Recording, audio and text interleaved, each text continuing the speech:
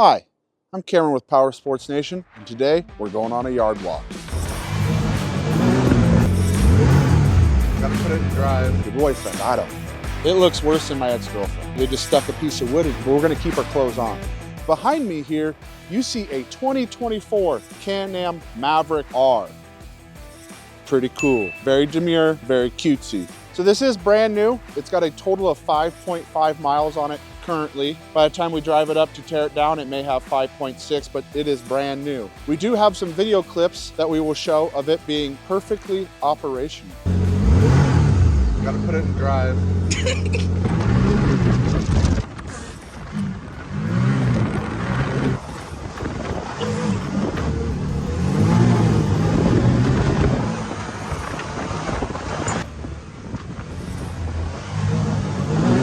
It is mint. This has never been wrecked. It has been drove very nicely, and it is brand new. And we're gonna part it out. And you're probably wondering, why are we gonna part this out? One, we like to piss people off. Two, just because we can. Three, we want nice parts on our shelf. And what's better than nice parts? Brand new parts. So yeah, this is a base model. It doesn't have the fancy bleep bloop touchscreen. It does have I think these are the 2.5 shocks instead of the 3.0s that come with the higher end models. We're gonna be ripping this thing all the way down to the frame. So we're gonna have a 2024 Can-Am Maverick R frame, clean title. We're gonna have an engine with 5.5 miles on it. Have a transmission that's gonna have 5.5 miles on it. All these components are gonna be parted out. Wheels and tires we're probably gonna be doing as spares. So if you do own a Maverick R and you're looking for a spare, we'll sell that. Lots of good plastic pieces, no scratches, no scuffs. All that stuff's in good shape because it's brand new. Gonna break it down into different assemblies. So we'll sell each one of these radius rods individually, knuckles, all that different stuff. This is gonna take us a little bit to process because we've never done a Maverick R before, so we've never had to put titles to part numbers or anything like that. So it's definitely gonna take some time. Some cool features about this Maverick R. The old Maverick X3s were traditionally CVT. This has an automatic transmission in it. So if you come over here, it even has a push button shifter. So I know this shifter is hard to get right now because when it gets really cold, you can actually push your finger all the way through the button. It's got paddle shifters. These seats are very, very similar to the X3s. I will say that the seating position as far as getting in this thing, being a fat kid, sucks. As so. And the seat here as well, I have to make sure. And that's with the seat back. I'm gonna fire it up. It's got 3 different modes, normal, sport, and sport plus. You can actually hear it when it's idling, the difference in the modes. So this is normal. Then we're gonna go sport. And then sport plus.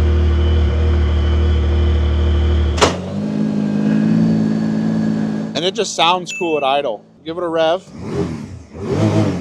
So yeah, it's kind of interesting, the layout inside of here. Definitely gonna take some getting used to if you are a Maverick R owner. The steering wheel's a little different. It's not perfectly round, but it's a cool steering wheel. It's just really tight in here. But yeah, overall a super cool machine. This does have the new front suspension. So when this first came out, everyone was making fun of this suspension, saying, oh my God, that's never gonna work. It looks dumb. Why would you ever build something like that? Well, King of Hammers, previous year and this year have definitely proven that this is not an issue during racing. And if Kyle Cheney, the Miller brothers, people like that can win on this suspension and not have any issues or failures, I mean, that speaks volumes to the stock suspension. It is weird. I do have to say it does look physically weird. The front end's a little bit different. It kind of looks like a spider. I mean, I don't know quite how to explain how it looks, but it's cool. It's gonna be great to have these parts on our shelves. Never in the world of being in PSN did I ever think we're gonna part out a Maverick R, but now we've parted out a Maverick R, a Pro R, X3, KRX, Talon, YXZ, all the fun different machines. And we're just trying to get the newest, latest stuff on our website so that you guys can benefit from us having these parts. All right, next up, we got a Ranger 900 Crew. This does have the full cab, and what we're actually gonna do is we have a different set of front doors that don't have bad windows, and we're gonna substitute them. So on our website, we're gonna have a complete set of doors for a Ranger crew with good front doors, because we have enough inventory that we can swap them out. So that's gonna be a great thing to be on our website. Got a set of aftermarket wheels. Engine's gonna go to rebuild. Transmission's gonna go to rebuild. Got a good front windshield, but we don't ship them. I'm gonna have to say that 1,000 times, but we don't ship windshields. This is camo. Nothing gets by this guy. They do kind of fade out. It is what it is. We're gonna go over to this one now. We got a Kawasaki Mule Pro FXT. This one was in a fire. Things got a little hot in here. Oh, it's getting hot in here. But we're gonna keep our clothes on. Really nice shaped plastics up here. This is the Ranch Edition, which essentially mean it had fancy seat covers. With the FXT is kind of a cool model because the rear seats actually fold down and then the bed extends back out, and then you can have a longer bed. At the same time, having a 4-seater, you can convert back and forth. It only takes a few minutes. It's really actually a cool design for the Mule because some people need a crew, but they don't need it all the time. And when they don't need a crew, they need the bed space. So it got hot in here. Obviously, we're not gonna have a good wiring harness. We may take this engine, if we can't get it to run, back to our rebuild department into our testing, because we have an engine run stand, and we may be able to get a good used engine out of this because we can reinstall it back into our engine stand. Great model to have in to be torn apart, because these parts for this Ranch Edition, you know, like this painted plastic and stuff like that, does not come in very often. And over here, we got just a little fella. This is a Razor 800 50-inch trail. This is kind of what really started the sport market. You know, we had the Rhino beforehand, but it wasn't true sport. And it's crazy to see how far it's came from this 50-inch compared to the Maverick R. No idea if this runs, but we're gonna have a good set of half doors. These look like some Chinesium. Got a good full hard roof. Bed extenders. So this was actually an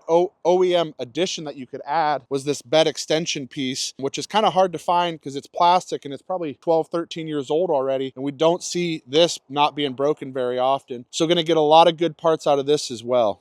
Next up, we got a 21 Ranger North Star. This is the ultimate model, so it's got the ride command. It's got the heavy duty suspension in the rear, the shocks that are upgraded. Got a good set of doors. These are the electric windows. Yes, they are. It looks like it's got a cool thumper fab. This is a factory bumper, but these are extension pieces that have lights in them. So that's actually kind of a cool piece. Maybe we'll steal that for our Ranger. I don't know. Got really nice plastics on it underneath this snow here. This is going to be a great addition to our website as well.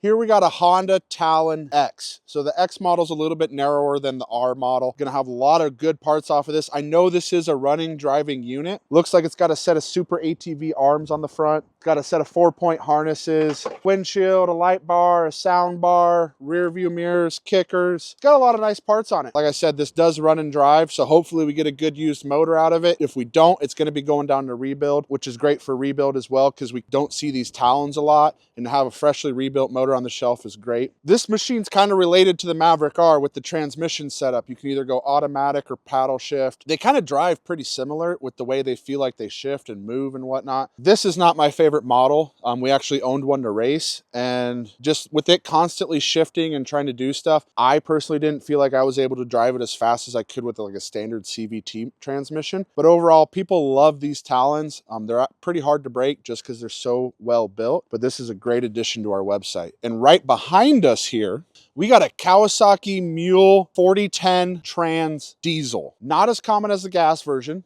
It's got the common problem with it. It's got the transmission out. But thankfully, we have our rebuild department that'll be able to rebuild this transmission for us if it's buildable. The bed looks to be in pretty good shape. Looks like it's not all rusted out like this steel bed is notoriously known to do. And it's really not in very rough shape. Usually this plastic's all faded out and whatnot, but it's in solid shape. The fender flare's broken, but they're always broken. But this will be a great machine. And over here, we got a Hisun Strike.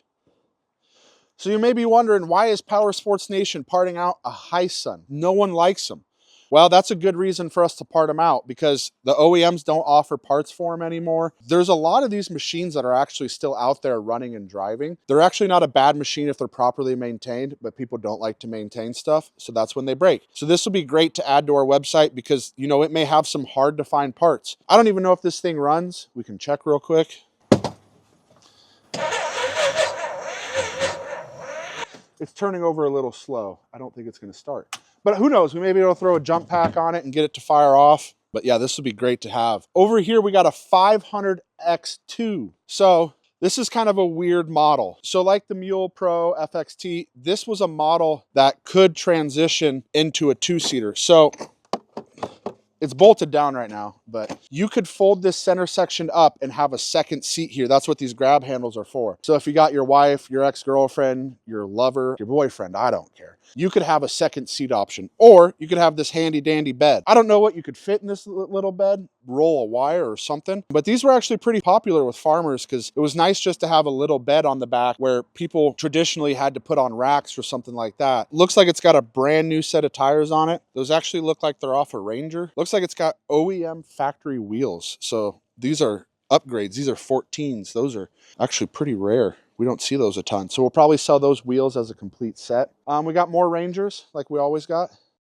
And then we got more Gators, Gator 835R and a Gator 835M, both with full cabs. We actually have 2 more in the yard. I think we have 9 Gators on property right now, which for us, we normally don't have a ton of Gators, but for this reason, we do right now. I don't know why. Over here, we got a Yamaha Bruin 350. This is a rare bird. Yamaha didn't make a bunch of them. I think it does run if it had a battery in it. But if you look at this sweet mod somebody did, their battery probably didn't have the right battery size in it, so they just stuck a piece of wood in here because that's how it works. You just throw a piece of wood in it. Actually a pretty decent looking machine. Plastics aren't broken. They're normal Yamaha faded, so we might be able to get a good full set of plastics on it, which we do not see in these Bruins very often, but this is actually a pretty nice rig. And over here, we got a Yamaha Rhino 700. This thing looks tough. It looks worse than my ex-girlfriend. It looks like it's got a full cab. We'll have to reassemble it to see if we can make it work on this machine, like as far as fitment, if it's actually good or if it's bent. So I'm gonna tell you a funny story about a Yamaha Rhino. So years ago, we had this machine. It was called Nessie. And what this machine was, it was a Rhino 660, and it had fallen through the ice and lived at the bottom of a lake for a week. They recovered it and then they stuck it in a shed. The engine was full of water and it was completely frozen. We left it frozen until the day we brought it inside. The day we brought it inside, we couldn't believe how clean this Rhino is. And I'll show a photo of it.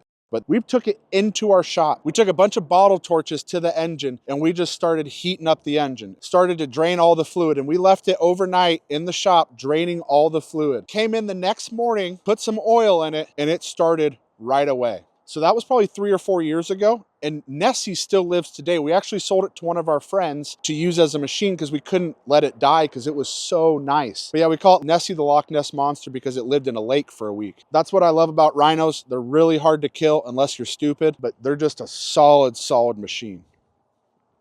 Over here, another Ranger, nothing fancy.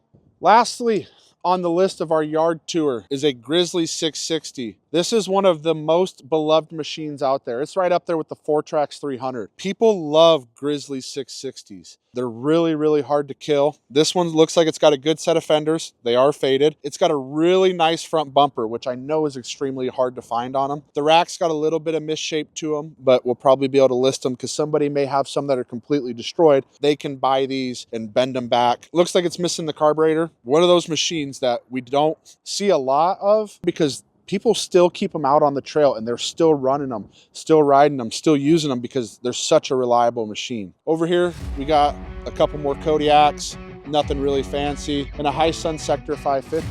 Nothing really cool this week other than the Maverick R and the Talon and a few other machines like that. But that's how it goes some weeks. We don't always get cool stuff in. Please let us know if you want to hear anything or about a specific machine or a story about something. I got a million stories, got a million things in my head I could try to rattle off for you. So please let us know in the comments, like, subscribe, comment, do all that YouTube stuff. PSN hasn't fired me yet, but they're thinking about it. So you got to start watching these videos because they're going to let me go.